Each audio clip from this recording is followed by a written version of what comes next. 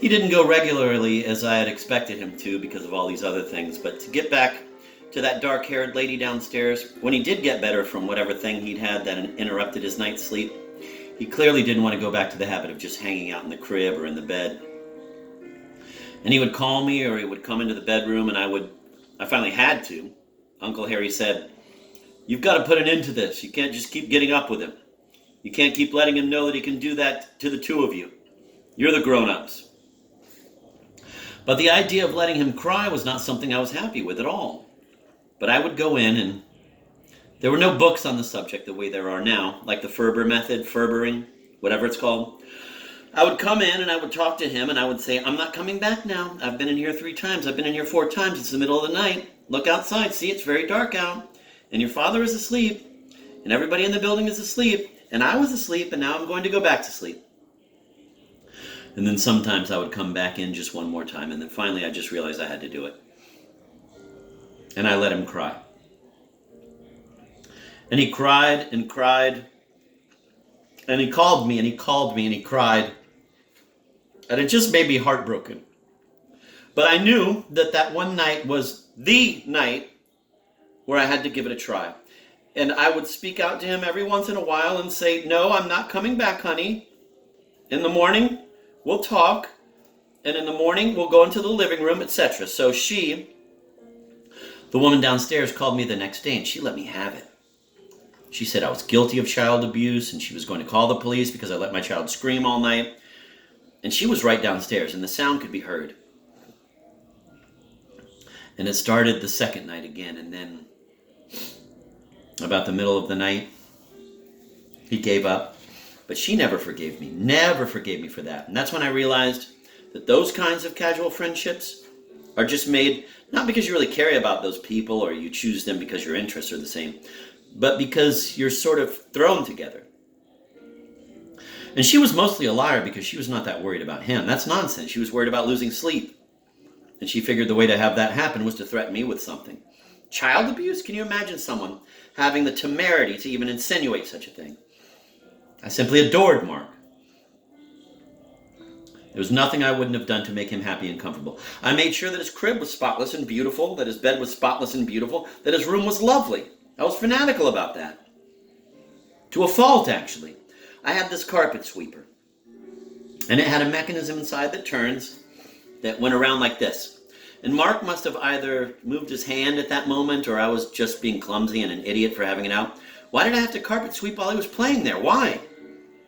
Something must have just broken or spilled, or a box of crackers fell down or something of that sort. And of course, being me, I just was going to get rid of it right away. And all of a sudden, his little hand was there, and I rode over one of his fingers and caught it there.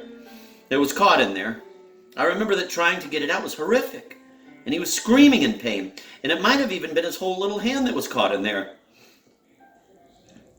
But one finger was looking very damaged and purple. And I ran with him into the bathroom. And I know that what I did to him hurt like anything, but I put it under the cold water, and I kept rubbing it and trying to keep it straight and trying to see if there was a broken bone or anything in it. And I felt like I was doing that for hours while he was screaming, but it actually couldn't have been for more than a few minutes. And then I dried it off and patted it. And he was still he was still in great pain. He was in real pain. I don't remember going to the doctor. I remember calling Uncle Harry Gerner. He asked some questions about whether Mark could move his fingers, and I made him, once we could get the pain under some control. I made him move his fingers then, because if anything had been broken, I don't know what they do about something like that anyway, whether they set it or what. Ugh, how horrible. I still think about it. Anyway, as I mentioned before, Mark was never a great sleeper, and typically he'd be up by 5:30 or 6 in the morning, and we would have breakfast and talk to each other, and he'd look at his books, and depending on the age, sometimes I would read to him, and then a little later, when he really memorized, he would look at them himself and he would read some of them back to me. And we would talk about what we were going to do during the day, and if it was a bad day or wintertime or rain or whatever, we would decide whether we were going to stay in or go out, or if we were going to, in fact, walk over to Nana Harriet's or go to the supermarket, which was right near there, or go out to play in front of the building where there would be other kids, or the myriad other things that would be on the agenda. Sometimes his father would come and pick us up and bring us to Nana Rose's house, but mostly the days went along with just the two of us. And it was a delightful, heavenly time for us. Until my second pregnancy. The period during which I was pregnant with my second baby was a very difficult time for me. It was a very difficult pregnancy with a very tragic outcome. I was feeling really terribly ill most of the time, and I tried to not let Mark know. He was still a very little boy, and I don't really even know how much he was aware of then, because I never really asked him in the years following that. I didn't want to bring it up again. First of all, it was still painful to me, because we didn't have a baby to bring home, and I didn't want to discuss that time over and over again. I felt guilty because for a number of months during the pregnancy, I had to have him in the care of my mother, and I just was so ill. My doctor, this time, wasn't Schneckendorf, the doctor who delivered Mark. It was a different man. It was this guy who was very popular with all the young mothers. I don't remember his name, maybe because I don't want to. He had a reputation for keeping people well sedated so there was no pain, or as little as possible. And I thought, well, I could use that because I was in labor for so long with Mark that I thought, well, that's sort of dumb of me to go looking for that kind of thing again. This would be much better. And then, feel good, feel strong, blah, blah, blah. Well, nobody knows about these things and how they're going to happen, but it turns out that this man did every single thing that he could. Put it in another way, everything he did was the wrong thing. When I was throwing up constantly and I couldn't hold anything down in the very beginning of that pregnancy, he clapped me in the hospital because he thought he was going to snap me out of this thing. I think he was obviously a misogynist. And he obviously thought this was like a spoiled girl reaction to being pregnant. That if I had more to do, that's what many men said about this, if you had more to think about. So he clapped me in the hospital and gave me something called Thorazine, which gave me a reaction that was written about in the New England Journal of Medicine. I couldn't stop my arms from shaking. My voice was way up like this, and I couldn't stay still. I clawed at the sheets, and I was miserable, and I couldn't rest, and I was hyper, and I said, "Get me out of here." I said, "This is not helping. What is this about? There's nothing wrong with my mind. I'm not emotionally ill. I'm nauseous from being pregnant. Get me out of here. This is awful." And I said to Mark's father, "If you don't take me out today, I am going to crawl out on my hands and knees." I was all bloody down both arms with scabs from doing this, from clawing on the rough hospital linens. And I said, "Just get me out of here without the doctor's permission. Just sign me out. Take me home." And one way or another, I was finally released. And I was profoundly grateful to be home after that, and everything was fine then. Until the hemorrhage. I bent down one night to tie Mark's shoe. We were at my mom's, and we were just about ready to go home. We'd had dinner there, and I was in, I guess my third month. And as I bent down to tie his shoe, I started to hemorrhage. And I had to go back to the hospital. And I was there a couple of days at that horrible place where they did nothing positive for me at all. Back at that hospital for a couple of days until they felt that was under control. And then this doctor said that to me. "There's nothing wrong. The heartbeat is very strong. You're a nice, strong girl. Everything is perfect." And I said, "But I bled buckets. How is that okay?" And he said, he said this prophetically. "Well, sometimes the fetus isn't as firmly attached to the uterus as it should be, and that's why you hemorrhaged. But everything is fine now. It's fine." And then when I got home this time, I was told I had to stay in bed for at least a month. A stupid idea under any circumstances, but particularly stupid under those circumstances, because if I had gotten up, I should have run up and down about 4,000 stairs, because if I had had a miscarriage, It would have been the best thing that could have happened. Instead, during that time, I didn't even understand what was happening to me. I tried to stay still and sleep as much as possible and not be as nauseous and as miserable as I was. And Mark would come in and I'd talk to him and he'd talk to me. And he was pretty happy with Nana Harriet while the two of us were at her house, living there for that month, but I knew he wanted more from me. I knew that. And I felt terribly guilt-ridden. I never got over feeling that I had ruined his life, that I had done something terrible to him by showing my own weakness in that way and not being there for him. Nevertheless, it didn't act out in that way right after we came home. I seemed to feel a lot better, certainly never really good, but enough better so I could take care of him. I was very nauseous through the entire pregnancy. I was extremely nauseous all the time with each of my pregnancies, but this was worse because I was much weaker. But Mark and I would talk and play, and I was so grateful to be home and to be with him. And he was so wonderful to talk to, and we would sing together. He's the only person, along with his sister Chase, who has ever heard me sing, and it's lucky for the rest of the world that they haven't. But the two of them seemed to like it. And we would play games, and I would say, "Would you like to walk over to Grandma's now? Want to go see Nana?" And he didn't know that he was actually walking me. He would hold my hand and we would talk to each other, and I was his security, which I was supposed to be, but he was mine too. And he was always such an interesting person to talk to. And we would really talk to each other, and I never understood quite the women who were so angry at having to be home with their kids, angry that they had no one to talk to, and their interests were pitiful because all they could do was talk to babies. And our life was nothing like that. I didn't talk baby talk to him, and he didn't talk baby talk back to me. He had questions about things. I had stories to tell him, and he had stories to tell me. And I honestly and absolutely loved our time together and never ever felt as if I was missing something that would have been better than that. So the rest of that pregnancy was fine. I just didn't tell anyone that I threw up every single day, several times a day. And this doctor kept saying things to me like, "Look at your hands, look how beautiful your hands are. What a lovely looking girl you are. And what a beautiful child you have. And this child will be a beautiful child," and stuff like that. But that wasn't the answer to any of the questions I really had. I knew that. But I couldn't have possibly known how badly this was going to end.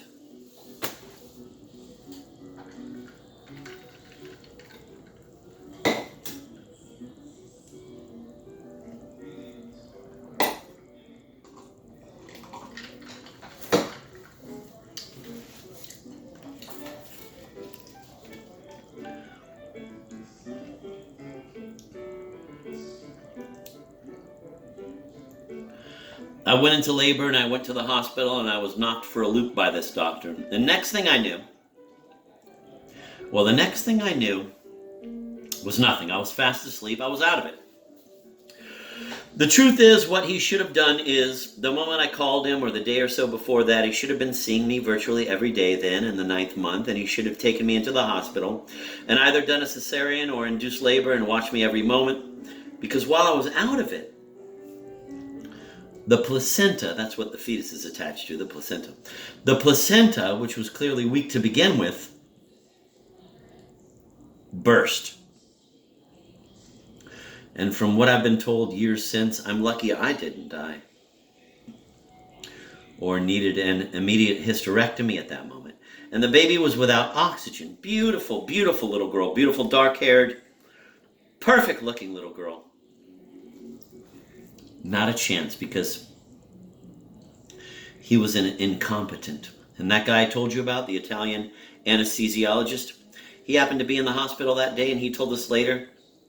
He might have told your father earlier on, but he told me when he thought I could handle talking about it, that he was there and that this man was completely incompetent in the face of what was happening. And so after the birth, when I woke up, there were 2 people punching me in the belly, kneading me, pushing, because they had to get everything, every piece, every tiny little piece out. Otherwise, you can die of fever. So in those senses, I was very lucky, I suppose. But they kept me there a week, which is what they did in those days, instead of just keeping me overnight or a day or so and then letting me out of there, away from the sounds of crying infants and the sight of crying infants and happy infants. They made me stay. And they thought they were doing something wonderful for me. It was simply the protocol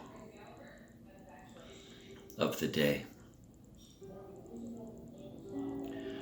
And the woman they put me in the room with, thinking they were being very compassionate. This woman had a baby who had hemophilia. So that baby was not brought into the room. That baby was having special care in the nursery until about the 4th day,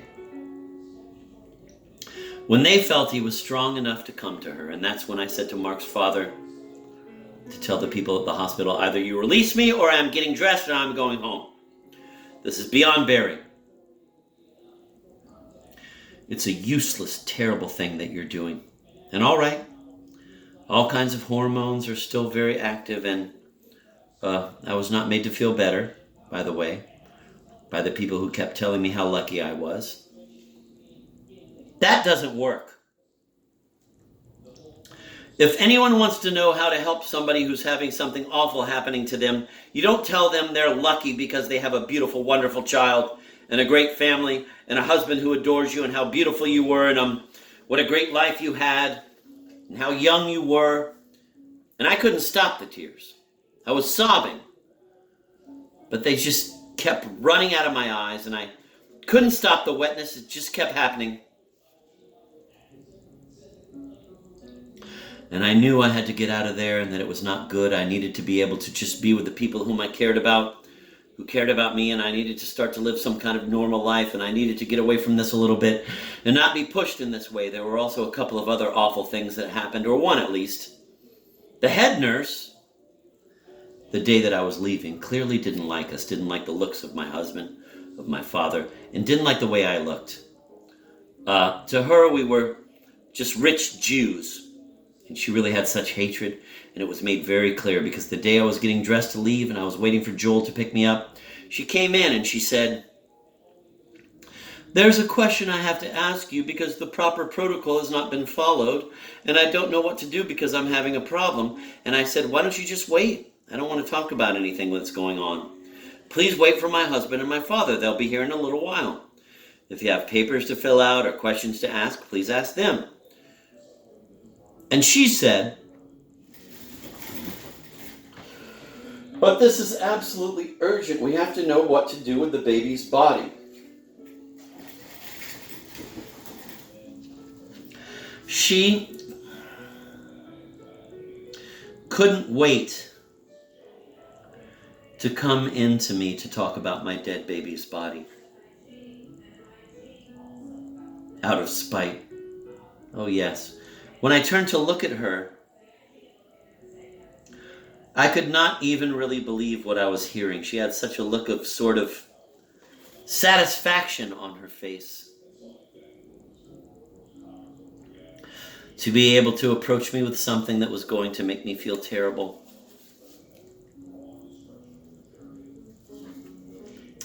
I think this was both a class thing and an anti-Semitic thing, but I could be wrong about one or the other. It was very definitely a socio-economic thing. She didn't like the way we spoke. She didn't like the way we looked or dressed. It was all much too much for her. I assumed that she knew we were Jews and that my father, and indeed Mark's father, looked Jewish. I don't know about me. It's hard to tell about yourself. I just could not wait to get out of there. I walked toward her, as I remember, one or two steps, because I really wanted to just do something horrible to her, but I was too weak at that point emotionally. I showed my feelings.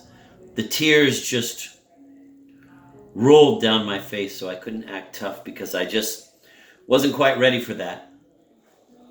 I could have said awful things to her, and I said whatever I said, like, that is a horrible thing to say to me, and I told you that I'm not speaking to you about any of these things. Get out of the room now. I'm getting dressed to go home. And the truth is, and I've lived to rue this, that I never knew what they did with my little girl. And I would have liked to know where she went, and I would have liked some kind of dignity to the poor little creature who didn't have a chance to have a life. Mark was with one or both of his grandparents, and it was pretty gruesome for me until I finally came home. And when I did get home, he said to me either that day or the next day, he said, "Mommy, you made a promise and you didn't keep your promise." And I said, "What do you mean, honey?" And he said, "You told me that you were going away for a couple of days to the hospital and you were going to bring home our baby. Where is our baby?" So that was very hard.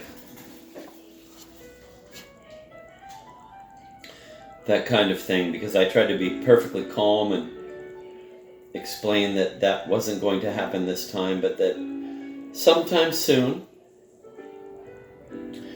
we would be able to get a baby for him to play with. After that, the family situation was, my mother only wanted to know that I was all right, and that Mark was all right, and that our little family was all right, and she did not want to see me being sad. I mean, she knew, she was a woman, and she knew about this. She didn't have to see me being sad. She knew. But my father, a guy, he didn't want to know. And he wouldn't know. And by saying everything was fine, and by saying, "You are fine, you are absolutely fine, everything in your life is fine, everything is wonderful, you're here, it's good." And in the face of that kind of thing, I simply had to act like I was fine.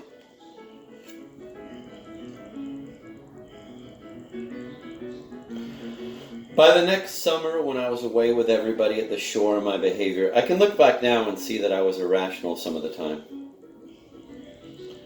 My temper was out of control. It was very hard living with Frances, my sister, and the kids. If they did anything to Mark, Adam, my nephew, was a biter. I flew off the handle. I couldn't take very well the happiness of other people with their babies, or even if they weren't happy with them, the fact that other people had babies who were born the same time. I was not behaving well. I just wasn't. I guess I deserved a bit of a pass for some of that, because I don't remember ever being able to sit down with anyone. And that included Mark's father, and really discuss the depths of my pain at that point. And a special kind of pain and anger that came along with it, because I blamed myself. I blamed my body. It was almost as if a malignant fate, a malign fate, was punishing me for having spent a whole lifetime being proud of my body because it was beautiful. It's not that I thought I'd actually done anything wrong, except that it was like an ugly slap in the face, because my body betrayed me. At least that's the way I interpreted it some of the time. So that summer, I was really acting out. I know I was. I remember I slapped my Aunt Beatrice across the face. That's the thing I remember the most, that shows how completely wacko I was. She was an overbearing person and bossy, and she said something to me that I didn't take well, and instead of just telling her to mind her own business or whatever, I just reached over and gave her a good one across the face. And nobody was going to get back at me either, so I really was able to act out.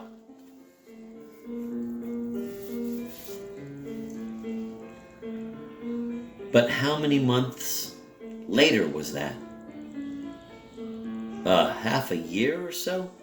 So I guess the worst of it was over by the time I got home from the shore, and we resumed our everyday life pretty much. And Mark kept me sane, because being together, and I don't mean, this must sound, if anybody else outside of the family heard this, they would think that I was being a creepy mother, like climbing all over him. But it wasn't like that at all. It was just good. It was just happy and profoundly wonderful, especially in the face of so many other kids I could see outside and their behavior. Mark was smart. He was interesting. His reaction to some of the things that kids did was very, very funny to me and very cute. He was an observer of things.